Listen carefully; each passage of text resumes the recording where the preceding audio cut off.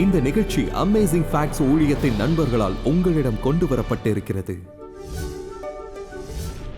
1883ஆம் ஆண்டில் தென்மேற்கு இந்தோனேசியாவில் கிராக்கட்டோவாவில் ஏற்பட்ட பயங்கர எரிமலை வெடிப்பு உலகம் கேட்டிராத மிகப்பெரிய சத்தங்களில் ஒன்று. குண்டு வெடிப்பு சுமார் 100 மெகாடான் TNTக்கு சமமானது. அந்த சத்தம் இந்திய பெருங்கடலில் இருக்கும் தீவுகளில் 3000 மைல்களுக்கு அப்பால் கேட்க முடிந்தது. 36,000த்திற்கும் மேற்பட்ட மக்கள் கொல்லப்பட்டார்கள். 166 கடலோர கிராமங்கள் அழிக்கப்பட்டன. 1 மணி நேரத்திற்கு அநேகமாக 120 அடி உயரத்திற்கு சுனாமி 300 மைல்களுக்கு மேல் சுழன்றது. இது சுழன்ற பாதையில் இருந்த அனைத்தையும் அழித்து போட்டது. பெரிய பவள பாறைகளை கரைக்கு தள்ளியது. பயங்கரமான வெடிப்பு வளிமண்டலத்தில் 5 கன மைல்களுக்கு குப்பைகளை வீசி சூரிய ஒளியை தடுத்ததினால் தூசி மேகம் உண்டாகி தட்ப வெப்பநிலை குளிர்ந்து போனது. மேலும் சில ஆண்டுகள் அற்புதமான சிவப்பு சூரிய அஸ்தமனங்களை அது உண்டாக்கியது. கிராக்கட்டோவாவின் வெடிப்பு நவீன காலங்களில் மிகவும் சத்தமாகவும் சக்தி வாய்ந்ததாகவும் பார்க்கக்கூடிய நிகழ்வுகளில் ஒன்று. ஆனால் இயேசுவின் 2ஆம் வருகை இன்னும் ஆரவாரத்தோடு இருக்கும் என்று வெளிப்படுத்தின விசேஷ புத்தகம் நமக்கு சொல்வது தெரியுமா? எக்காலம் கர்ஜனை ஆரவாரம் இருக்கும் என்று அதில் கூறுகிறது. ஆகவே கிறிஸ்துவின் வருகை குறித்து வேதம் உண்மையில் என்ன சொல்கிறது என்பதை உற்று கவனிக்க இப்போது என்னுடன் இணையுங்கள். எனவே இன்று நம் வேத ஆய்வு கிறிஸ்து ராஜாவை பற்றி பேசுகிறது. கிறிஸ்து வருவதற்கான சில அடையாளங்களை குறித்து பேசப் போகிறோம். ஆண்டவர் திரும்பி வருவதற்கான தேதியை உங்களுக்கு நான் கொடுக்கப் போவதில்லை. ஆனால் இயேசு எவ்வாறு திரும்பி வருவார் என்பது குறித்து கிறிஸ்துவ உலகில் உள்ள சில தவறான புரிதல்களை குறித்து நாம் பேச இருக்கிறோம். ஏனென்றால் அது பலரை ஒரு பெரிய ஏமாற்றத்திற்கு கொண்டு சென்றிருக்கிறது. எனவே இந்த விஷயத்தை புரிந்திருக்க வேண்டும். முதல் கேள்வி, இயேசு தனது 2வது வருகையை குறித்து என்ன எச்சரிக்கையை கொடுத்திருக்கிறார்? ஏனெனில் அநேகர் வந்து என் நாமத்தை தரித்துக் கொண்டு நானே கிறிஸ்து என்று சொல்லி அநேகரை வஞ்சிப்பார்கள். இப்போது அந்த வசனத்தை 2 வெவ்வேறு வழிகளில் புரிந்து கொண்டிருக்கிறோம். சிலர் வந்து தங்களை இயேசு என்று உரிமையாகச் சொல்லப் போகிறார்கள். பின்பு அவர்கள் அதோ கிறிஸ்து என்று சொல்லப் போகிறார்கள். பலர் வருவார்கள், அவருடைய நாமத்தில் வருவார்கள், நானே கிறிஸ்து என்பார்கள், வஞ்சிக்கப் போகிறார்கள். பின்பு சிலர் வந்து நான் தான் கிறிஸ்து என்று சொல்லப் போகிறார்கள். சாத்தான் கடைசி நாட்களில் இயேசுவைப் போல் வந்து ஆள்மாறாட்டம் செய்யப் போகிறான். நீங்களும் இதை வாசிக்கலாம். ஏனெனில் கள்ள கிறிஸ்துக்களும் கள்ள தீர்க்க தரிசிகளும் எழும்பி பெரிய அடையாளங்களையும் அற்புதங்களையும் செய்வார்கள். இப்போது தன்னை இயேசு என்று சொல்லும் கோணல்களை பற்றி நான் கவலை கொள்ளப் போவதில்லை. இப்படி ஆயிரக்கணக்கானோர் உலகில் இருக்கிறார்கள். ஒரு தேசிய புவியியல் அறிக்கையை நான் பார்த்தேன். தங்களை இயேசு என்று சொல்லிக்கொண்டு ஒரு சிறு குழு ஆராதிக்கிறவர்களை தங்களுக்கு என்று வசப்படுத்திக் கொள்கிறார்கள். தென் அமெரிக்காவிலும் ஒரு குழு ஐரோப்பா கண்டத்திலும் மற்றும் பிற இடங்களிலும் பரவியிருக்கிறார்கள். இவர்களை பின்பற்றுவர்களும் இருக்கிறார்கள். தன்னை இயேசு என்று கூறிக்கொண்ட ஒருவரை சந்தித்தேன். எப்படியெனில் நான் கொஞ்ச காலம் பாதுகாப்பற்ற ஒரு மலை குகையில் வசித்து வந்தேன். அப்போது ஒருவர் நான் இருக்கும் அந்த குகை முற்றத்திற்கு வந்தார். அந்த மலை குகைதனில் எனக்கு ஒரு கூடம் இருந்தது. அவர் 6 அடி உயரம், தோள்பட்டை வரை நீள பழுப்பு நிற முடி, பழுப்பு நிற கண்கள், தாடி இருந்தது. நான் நட்பாக பழகினேன். நாங்கள் அமர்ந்து கொஞ்ச நேரம் பேசினோம். அவர் உரையாடலின் போது என்னிடம் கேட்டார். நான் சொன்னேன், நல்லது, ஆம், நான் வேதத்தை படித்து இயேசுவை ஏற்றுக்கொண்டேன் என்றேன். அதற்கு அவர் நான் தான் இயேசு என்றார். நான் அவர் சொன்னதை சரியாக கேட்டேனா என்று தெரியவில்லை. அவர் தன்னை இயேசு என்றார். எனக்கு சில ஸ்பானிஷ் நண்பர்கள் இயேசு என்ற பெயரில் இருக்கிறார்கள். அதனால் உங்கள் பெயர் ஈசூசா என்றேன். இல்லை, நான் தான் இயேசு என்று சொன்னார். மேலும் அது ஒரு சிறு பிரச்சனையில் முடிந்தது. ஏனென்றால் இந்த மனிதன் ஒரு பைத்தியம். நான் இங்கே தனியாக மலையிலே இருக்கிறேன் என்று நினைத்தேன். அதனால் அவரை பைத்தியம் என்று நான் அழைக்கவில்லை. எனக்கு நிறைய கேள்விகள் இருந்தன. எனவே நான் சொல்ல ஆரம்பித்தேன், சரி, வேதத்தில் படிக்கவில்லையா? இதோ மேகங்களுடனே வரும்போது கண்கள் யாவும் அவரை காணும் என்று கேட்டேன். அவர் சொன்னார், அது எப்படி நான் இந்த பெரிய உலகிற்கு வர முடியும்? ஆகவே நான் முதலில் ஒரு சில விசேஷ நபர்களுக்காக வந்திருக்கிறேன் என்றார். எல்லாவற்றிற்கும் மேலாக என்னை ஒரு சீஷராக மாற்ற நினைத்தார். அதனால் நான் அவரோடு சில நாட்களை நகைச்சுவையாக பேசிக் கழித்தேன். உங்களுக்கு தெரியுமா, அவர் என்னுடனே இருந்தார், என் உணவை சாப்பிட்டார், எதையும் சுத்தம் செய்யவில்லை. இறுதியாக நான் அந்த இயேசுவை என் குகையிலிருந்து வெளியேற்ற வேண்டியிருந்தது. சில நாட்களுக்குப் பிறகு நான் அவரை நகரத்தில் பார்த்தேன். அவர் ஒரு அப்போஸ்தலரை கண்டுபிடித்திருந்தார். ஊரை சுற்றிக் கொண்டிருந்தார். 2 வாரங்களுக்குப் பிறகு நான் அவரை மீண்டும் பார்த்தேன். அவர் ஒருவருடன் சண்டையிட்டுக் கொண்டிருந்தார். அவர்கள் முன்பல்லை உடைத்து விட்டார்கள். இயேசுவுக்கு அனைத்து பற்களும் இருக்கிறது என்பதை நாம் அறிவோம். அதனால் எனக்கு அது தீர்ந்தது. அந்த நேரத்தில் நான் மிகவும் உணர்த்தப்பட்டேன். எனவே இந்த வகையான மக்களை குறித்து நான் கவலைப்படவில்லை. ஆனால் சாத்தான் இயேசுவை குறித்து ஆள்மாறாட்டம் செய்யும்போது அது மிகவும் இணக்கமாக இருக்கும். உணர்ச்சி வேகம் எடுக்கும். மேலும் அடையாளங்களை, அதிசயங்களை அவனும் செய்வான். அவன் வேதத்தை மேற்கோள் காட்டுவான். நீதிமான்கள் வஞ்சிக்கப்படுவதை தடுப்பது என்ன? ஏசாயா 8:20 வாசியுங்கள். வேதத்தில் சொல்லப்பட்டு இருக்கிறது, நியாயப் பிரமாணம் மற்றும் சாட்சியத்தின்படி அவர்கள் இந்த வார்த்தைகளின்படி பேசினால் அவர்களுக்கு வெளிச்சமில்லை. நாம் எதையும் தேவனின் வார்த்தையால் நியாயம் தீர்க்க வேண்டும். வேதத்தை நிச்சயம் தெரிந்திருக்க வேண்டும் என்று நான் உங்களுக்கு சொல்லியிருக்கிறேன். ஏனென்றால் வஞ்சிப்பது மிகவும் கட்டாயமாக இருக்கும் என்று இயேசு சொல்கின்றார். முடிந்தால் தெரிந்து கொள்ளப்பட்டவர்கள் கூட வஞ்சிக்கப்படுவார்கள். எனவே நாம் விசுவாசிப்பதில் கவனமாக வேரூன்ற வேண்டும். சரி, ஒருவர் இருப்பதாகவும் அவரை இயேசு என்று கூறுவதாகவும் நீங்கள் கேள்விப்பட்டால் அவர்களை போய் பார்ப்பது பாதுகாப்பானதா? ஆண்டவர் என்ன சொல்கிறார்? அவர் மத்தேயு 24:26 கூறுகிறார், ஆகையால் அதோ வனாந்தரத்தில் இருக்கிறார் என்று சொல்வார்களானால் புறப்படாதிருங்கள், பார்க்கக்கூட போக வேண்டாம். சேனல் 13 மாற்று. இயேசு எருசலேமில் தோன்றியிருக்கிறார். எதையும் மாற்றி நான் பார்க்க மாட்டேன். பிசாசு ஏமாற்றுக்காரனாக இருப்பதால் ஏமாற்றுக்காரர்கள் கேட்கும், பார்க்கும் நரம்புகளை வசப்படுத்தி செய்கிறார்கள் என்பது உங்களுக்குத் தெரியும். பார்வை மற்றும் செவி வழி நரம்புகள் தொலைக்காட்சி வகையானவைகளில் 2ஐயும் அடைகிறது. தொலைக்காட்சி இருக்கிறது, உயர் தெளிவுத்திறன் போன்றது. 3Dயும் இருக்கிறது, அது மிகவும் சக்தி வாய்ந்தது. அதை பார்க்க வேண்டாம். இயேசு திரும்பி வரும் நேரம் குறித்து நாம் எப்படி தெரிந்து கொள்ளலாம்? நான் இந்த கேள்விக்கு சிறிது நேரம் செலவிடப் போகிறேன். சில விஷயங்களை புரிந்து கொள்ள அவைகளை தெளிவுபடுத்த விரும்புகிறேன். ஏனெனில் முதலில் அவர் வருகையின் குறிப்பிட்ட நேரம் குறித்து இயேசுவை தவறாக புரிந்து கொள்ளக்கூடாது. அந்த நாளையும் அந்த நாழிகையையும் என் பிதா ஒருவர் தவிர மற்றொருவரும் அறியான் என்கிறார்.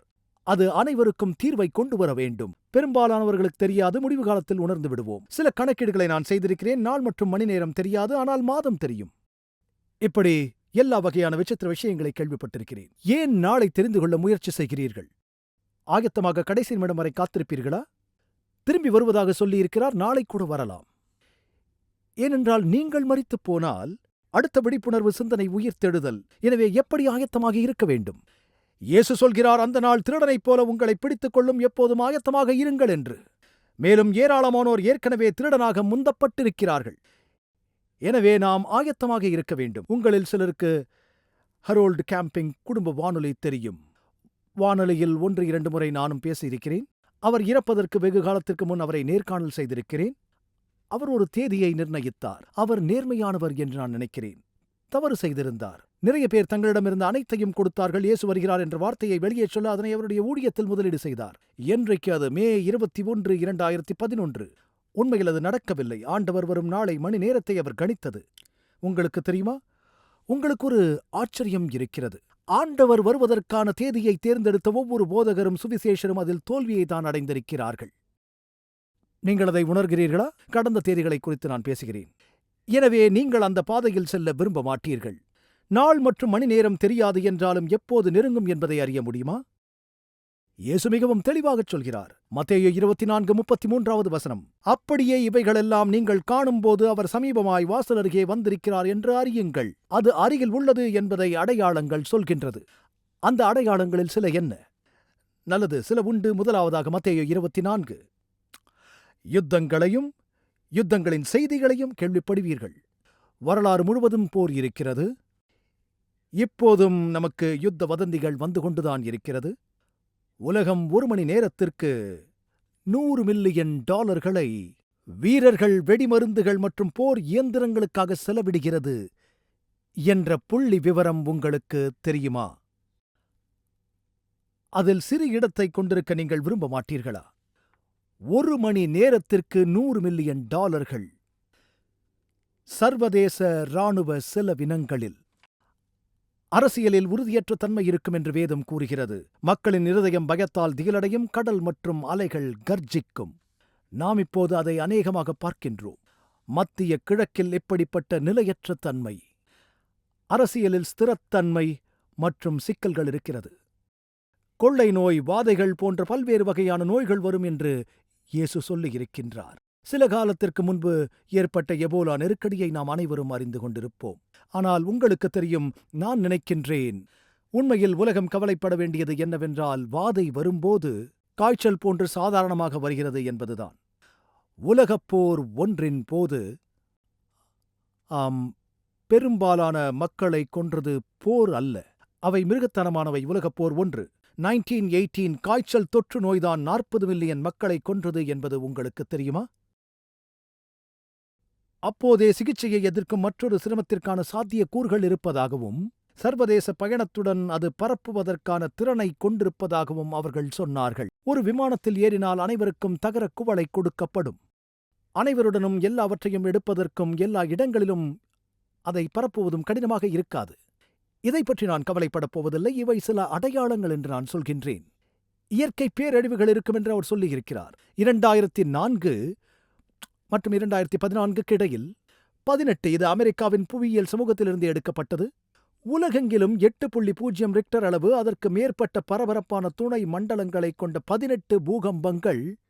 இது முந்தைய நூற்றாண்டின் சராசரி வீதத்தை விட 265% அதிகரித்து இருந்தது. அவர்கள் பிரச்சனையோடு முடக்கத்தை காண்கிறார்கள். நாம் எவ்வளவு தூரம் சென்றாலும் இந்த அடையாளங்கள் ஏன் முக்கியம் என்று சொல்கிறேன். எங்களுக்கு எப்போதும் போர்கள் இருக்கும், வாதைகள் உண்டாகும், கொள்ளை நோய் ஏற்படும், சூழலில் பிரச்சனைகள் இருக்கும், பூகம்பங்கள், இயற்கை பேரழிவுகள் தொடர்பான பிரச்சனைகள் உண்டாகும். கர்ப்பவதியானவளுக்கு வேதனை வருகிறது போல பவுல் அதையே இதுவரைக்கும் சர்வ சிருஷ்டியும் ஏகமாய் தவித்து பிரசவ வேதனைப்படுகிறது என்று குறிப்பிடுகிறார். அதை ஒரு பிறப்புடன் ஒப்பிடுகிறார். இப்போது எங்களுக்கு 5 குழந்தைகள், 7 பேர குழந்தைகள். இது எவ்வாறு செயல்படும் என்பது எனக்கு தெரியும்.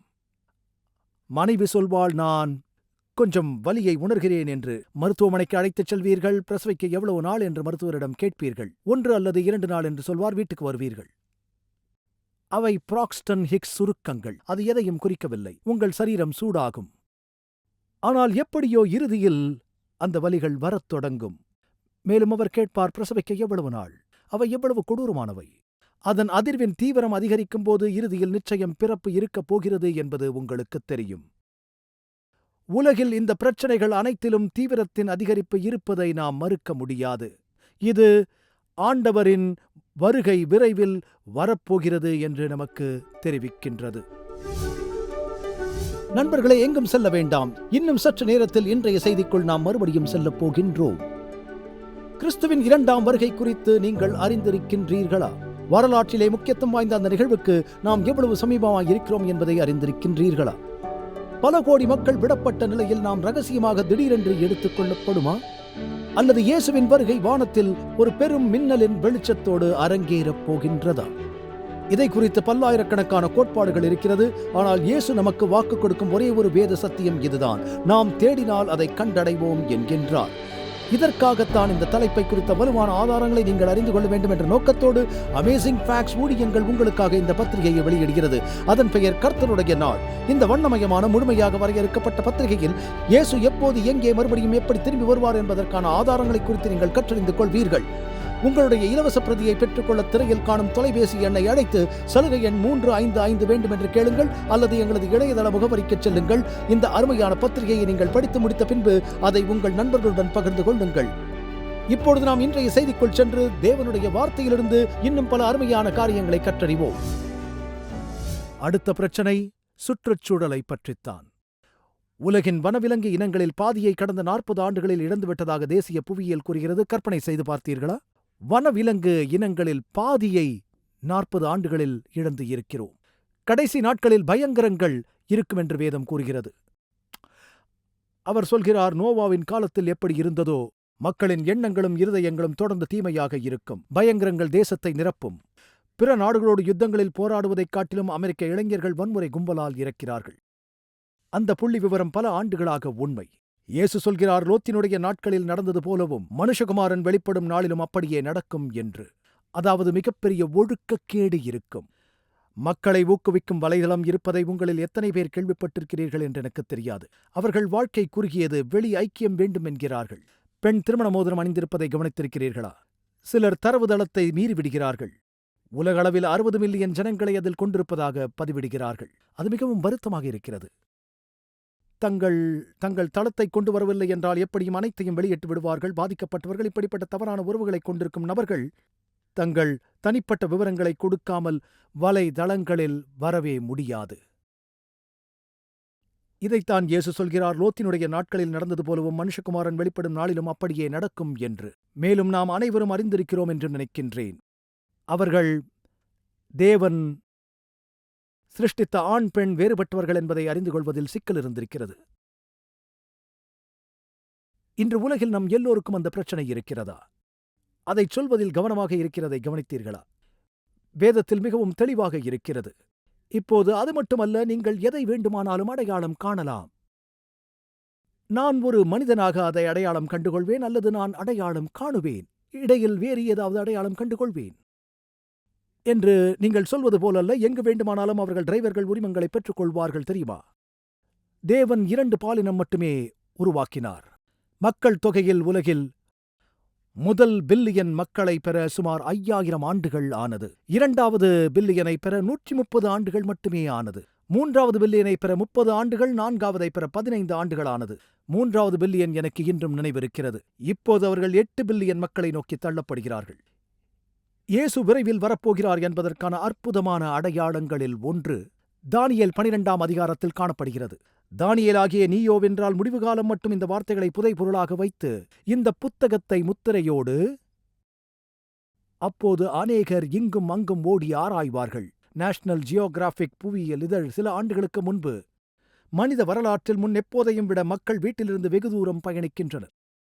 அவற்றில் நியாயமான சர்வதேச பயணம் குறை சொல்லும் அளவுக்கு மேலும் மேலும் நடக்கிறது. அனைத்து விமானங்களும் நிரம்பி இருக்கின்றது. தானியேலுக்கு தொடர்ந்து அறிவும் பெருகிப்போம் என்றான். அறிவின் வெளிப்பாட்டை பாருங்கள். இப்பொழுது நீங்கள் நிறைய அறிவையும் கூட ஞானத்தையும் கொண்டிருக்க முடியாது. ஞானம் என்பது அறிவை கொண்டு என்ன செய்வது என்று தெரிந்து கொள்வது. நீங்கள் அறிவை பெற்றிருக்கலாம், அணுகுண்டை உருவாக்கலாம், பயன்படுத்த ஞானம் தேவை. எனவே மனிதனுக்கு நிச்சயமாக நிறைய அறிவு இருக்கின்றது. ஹாட்ரான் முடுக்கி பற்றி நீங்கள் கேள்விப்பட்டிருக்கிறீர்களா என்று எனக்கு தெரியாது. அது கொஞ்ச நேரத்திற்கு முன்பு திரையில் இருந்தது. இது உலகின் மிகப்பெரிய அறிவியல் சோதனை. பிரான்ஸ் மற்றும் சுவிட்சர்லாந்தின் அடியில் 17 மைல் சுரங்கப் பாதை. தரையில் 500 அடிக்கு கீழே 10,000 விஞ்ஞானிகள் தனிமைப்படுத்தி ஹிக்ஸ் பாசன், கடவுளின் அணுத்துகள் என்று அழைக்கிறதை கண்டுபிடிக்க முயற்சி செய்தார்கள். வேகமாக அவர்கள் பிரபஞ்சம் எவ்வாறு வளர்ச்சி அடைந்தது என்பதை கண்டுபிடிக்க அநேக பணத்தை செலவழித்திருக்கிறார்கள். உங்களுக்கு தெரியும் எங்கே இருந்து எல்லாம் தோன்றினது என்று. மேலும் கடந்த நூற்றாண்டில் நிகழ்ந்த அற்புதமான கண்டுபிடிப்புகள் அனைத்தையும் குறித்து பேச எனக்கு நேரம் இல்லை. உங்களில் சிலர் மண்ணெண்ணெய் விளக்குகளில் வளர்ந்திருக்கின்றீர்கள். ஒரு இடத்திலிருந்து மற்றொரு இடத்திற்கு செல்ல குதிரை சவாரி செய்திருப்பதை மறந்திருக்க மாட்டீர்கள். ஒரு தலைமுறையில் உலகம் எவ்வாறு மாறிவிட்டது என்பதை கவனியுங்கள். என்னை பொறுத்தவரை மிக அற்புதமான அடையாளம் மத்தேயு 24:14 வசனத்தில் இருக்கிறது. இயேசு சொல்கிறார், ராஜ்யத்தினுடைய இந்த சுவிசேஷம் பூலோகமெங்கும் உள்ள சகல ஜாதிகளுக்கும் சாட்சியாக பிரசங்கிக்கப்படும். அப்போது முடிவு வரும் என்று சொல்லப்படுகிறது. முடிவு வருமா? முடிவு வரும் என்று சொல்லப்படுகிறது. அது வரும். உலகம் முழுவதும் சுவிசேஷம் பிரசங்கிக்கப்படுகிறதா? இதற்கு முன் ஒருபோதும் இல்லை.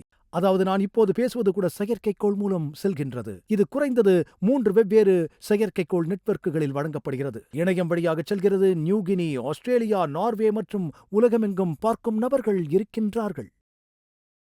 சீனாவில் அமேசிங் ஃபேக்ட்ஸ் பொது சுவிசேஷ கூட்டத்தை மேற்கொள்வதற்கான எந்த ஒரு மதத்தினதும் முதல் கிறிஸ்துவ ஊழியம் என்ற பாக்கியத்தை பெற்றிருக்கிறது. கடந்த 59 ஆண்டுகளில் நாங்கள் அதை வீடியோ எடுத்தோம். சீனா அதை செய்தது என்று நம்புகிறோம். சீனா ஒளிபரப்பியது, மொழிபெயர்ப்பும் செய்தது. சுவிசேஷம் உலகம் முழுக்க பரவுகிறது. நமக்கு வலைதளம் இருக்கின்றது. மத்திய கிழக்கு நாடுகளில் நிகழ்ச்சியை பார்க்கிறார்கள். பலரிடமிருந்து மின்னஞ்சல் வருகின்றது. என் பெயரை என்னால் சொல்ல முடியாது, வெளியில் தெரிந்தால் என் உயிருக்கு ஆபத்து ஏற்படலாம். அவர்கள் பார்த்துக் கொண்டிருக்கிறார்கள். சுவிசேஷம் உலகம் முழுக்க பரவுகிறது. அதனால் தான் இயேசு வருகிறார் என்று நான் சொல்கிறேன். எல்லோரும் நம்புவார்கள் என்று அவர் சொல்லவில்லை. பூலோகமெங்கும் சாட்சியாக பிரசங்கிக்கப்படும். அப்போது முடிவு வரும். இயேசு வருவதற்கு நாம் ஆயத்தமாக இருக்கிறோமா? இயேசுவின் 2வது வருகையில் தேவதூதர்கள் என்ன செய்வார்கள்? அவர் தனது தேவதூதர்களை அனுப்புவார்கள் என்று வேதம் கூறுகின்றது. தேர்ந்தெடுக்கப்பட்டவர்கள் வடக்கு, தெற்கு, கிழக்கு, மேற்கு என்று கூடி வருவார்கள். அவர்கள் ஆண்டவரிடம் கொண்டு வருவார்கள். இணைந்து ஆண்டவரிடம் பிடிபடப் போகிறார்கள். இரண்டாவது வருகைக்கு சற்று முன்பு நாம் வாழ்ந்து கொண்டிருப்பதால் பரிசுத்தமான மகிமையான நிகழ்வை நாம் எவ்வாறு தொடர்புபடுத்த முடியும்? அவர் சொல்கிறார், நீங்கள் நினையாத நாழிகையிலே மனுஷகுமாரன் வருவார், ஆதலால் நீங்களும் ஆயத்தமாக இருங்கள் என்று. நான் 1999இல் இது போன்ற ஒரு நிகழ்ச்சியை ஒளிபரப்பு செய்தேன். ஆயிரக்கணக்கில் காய்ச்சல் இருந்தது. உலகம் முடிவடையும் என்று எல்லோரும் நினைத்தார்கள். Y2K உங்களுக்கு நினைவிருக்கிறதா? எல்லா தவறான எச்சரிப்புகளுக்கும் அது தாய். மக்கள் அனைத்தையும் வெற்று மான்டானாவுக்கு இடம் பெயர்ந்தது எனக்கு தெரியும். கார்பான்சோ பீன்ஸில் வாழ்கிறவர்கள் அது எதுவாக இருந்தாலும் தங்கள் கிரெடிட் கார்டுகளை துண்டித்து இந்த கட்டத்திலிருந்து விலகிச் சென்று விட வேண்டும் என்று சொன்னார்கள். உலகம் முடியப் போகிறது என்றார்கள். அனைவரும் 2000 ஏதோ நடக்கப் போகிறது என்றார்கள். நீங்கள் எனது பழைய செய்திகளை கேட்டிருக்கலாம். நான் சொன்னேன், இது இப்போது நடக்கும் என்று நான் நினைக்கவில்லை. இயேசு நீங்கள் நினைக்காத நேரத்தில் என்று சொல்கிறார். அவர் யாருக்கு சொன்னார்? சபைக்கு. இயேசு தனது இரண்டாவது வருகையை குறித்து உண்மைகளை கூறும்போது அது நடப்பதற்கு முன் நிறைய பேர் உறங்கிக் கொண்டிருக்கிறார்கள். 10 கன்னிகைகள் இருந்தார்கள். 5 புத்திசாலிகள், 5 முட்டாள்கள் தூங்கிவிட்டார்கள். இல்லையா? மணவாளன் வருகிறார், புறப்படுங்கள் என்கிற சத்தம் உண்டாயிற்று.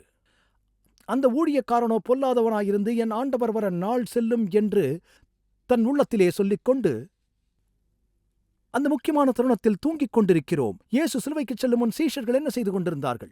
அவர் என்னுடன் ஜெபியுங்கள் என்று சொல்கிறார். மலையில் மோசேயுடனும் எலியாவுடனும் தோன்றி கர்த்தர் பேசும்போது சீஷர்கள் தூங்கிவிட்டார்கள். ஆகவே இயேசு மார்க் 13ஆம் அதிகாரத்தில் எச்சரிக்கையாயிருங்கள், விழித்து ஜெபம் பண்ணுங்கள். எப்படி விழித்திருக்க வேண்டும்? தெளிந்தவராக இருக்க வேண்டும், விழிப்புடன் இருக்க வேண்டும், எச்சரிக்கையாக இருக்க வேண்டும். ஏமாறாமல் இருக்க, தூங்காமல் இருப்பதில் கவனம் வேண்டும். உங்களுக்கு இயேசுவுடன் ஐக்கியம் இருக்கிறதா? அவருடன் நேரத்தை செலவிடுகிறீர்களா? செய்யக்கூடிய அனைத்தையும் செய்யுங்கள். இதை குறித்துக் கொள்ளுங்கள். உங்கள் கணினியில் ஏற்றிக்கொள்ளுங்கள். அலாரத்தை அணைத்து விடுங்கள். ஜெபிக்க நேரம் எடுத்துக்கொண்டால், அவருடைய வார்த்தையை படிக்க நேரம் எடுத்துக்கொண்டால், உங்கள் விசுவாசத்தை பகிர்ந்து கொள்ளுங்கள். நீங்கள் வாசிக்க வேண்டும், விசுவாசிப்பதை தெரிந்து கொள்ள வேண்டும். உங்களிடத்தில் இருக்கும் மனத்தாழ்மையையும் பயத்தையும் நம்பிக்கையின் காரணத்தையும் கேட்கும் எவருக்கும் பதிலளிக்க எப்போதும் ஆயத்தமாக இருங்கள். ஆகவே இயேசுவின் இரண்டாவது வருகையில் ஜனங்களுக்கு எவ்வாறு பலன் கிடைக்கும்? 2 குழு இருக்கப் போகிறது. ஆண்டவர் சொல்கிறார், இதோ சீக்கிரம் வருகிறேன், அவனவனுடைய கிரியைகளின்படி அவனவனுக்கு நான் அளிக்கும் பலன் என்னோடே கூட வருகிறது என்று. நீதிமான்கள் என்ன சொல்வார்கள் இயேசு வரும்போது? இதோ இது எங்கள் ஆண்டவர், நாங்கள் அவருக்காக காத்திருக்கிறோம், அவர் எங்களை ரட்சிப்பார். நீங்கள் ஆண்டவருக்காக வாழ்கிறீர்களா? அவருக்காக காத்திருக்கிறீர்களா?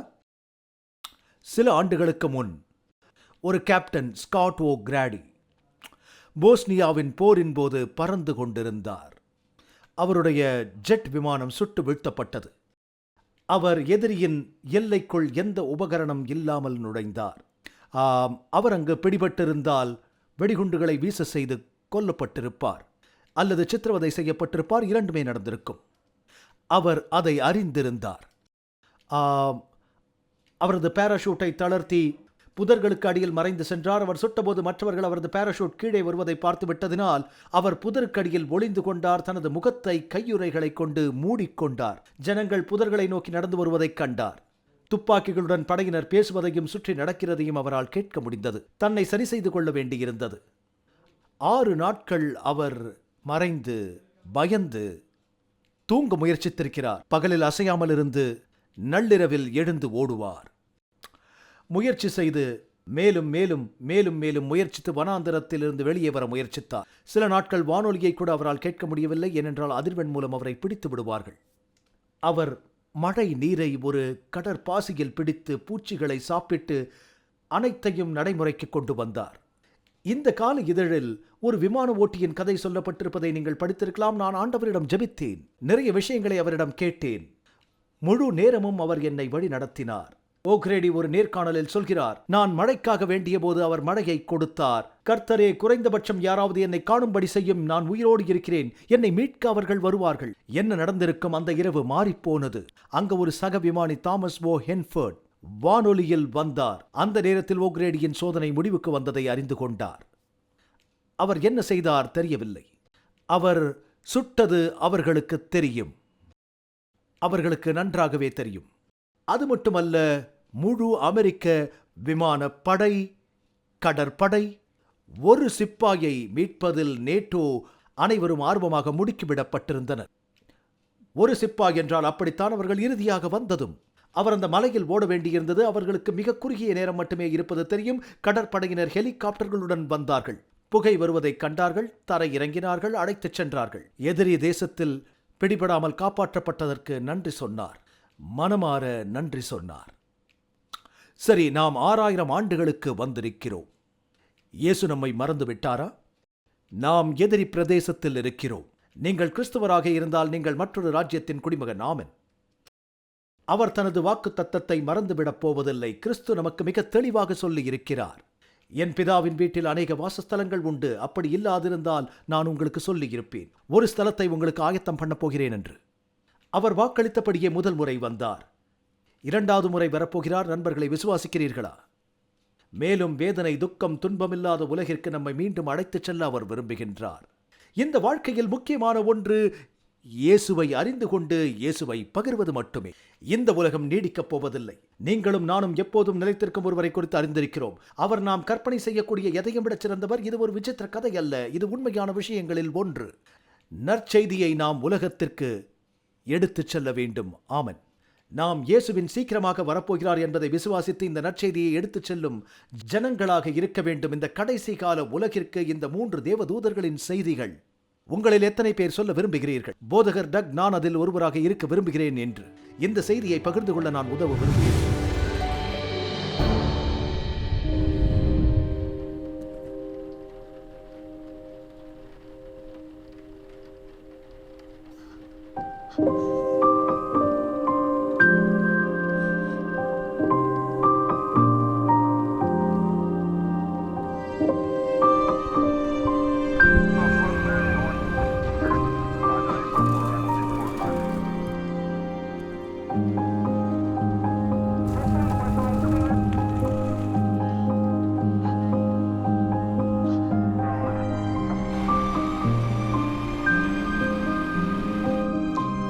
கூட்டம் ஒன்றாக கூடி வர முடியும். இனி வலி இல்லை, இனி காவல் நிலையம் இல்லை, இனி நோயும் இல்லை, மரணமும் இல்லை, துக்கமும் இல்லை. மேலும் அன்பான நண்பர்களே, நம் உலகில் இந்த வேதனையும் துயரமும் நாம் அனுபவிக்க வேண்டும் என்பது நம் தேவனின் நோக்கமில்லை. அவர் தனது சித்தமான யாவையும் நமக்கென வைத்துப் போயிருக்கிறார். சாந்த குணமுள்ளவர்கள் பாக்கியவான்கள். நான் பசியாய் இருந்தேன், நீங்கள் எனக்கு போஜனம் கொடுத்தீர்கள். மிகவும் சிறியவர்களாகிய இவர்களில் ஒருவனுக்கு, என் சகோதரா, எதை செய்யாதிருந்தீர்களோ அதை எனக்கே செய்யாதிருந்தீர்கள்.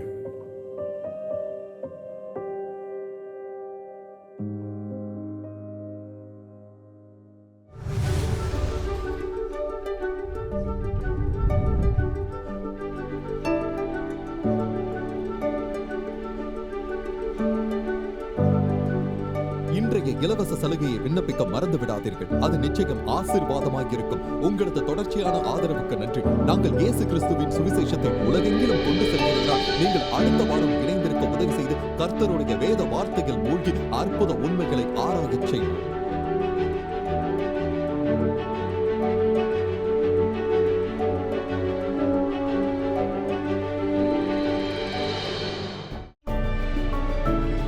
இந்த நிகழ்ச்சி அமேசிங் ஃபேக்ட்ஸ் ஊழியத்தின் நண்பர்களால் உங்களிடம் கொண்டு வரப்பட்டிருக்கிறது.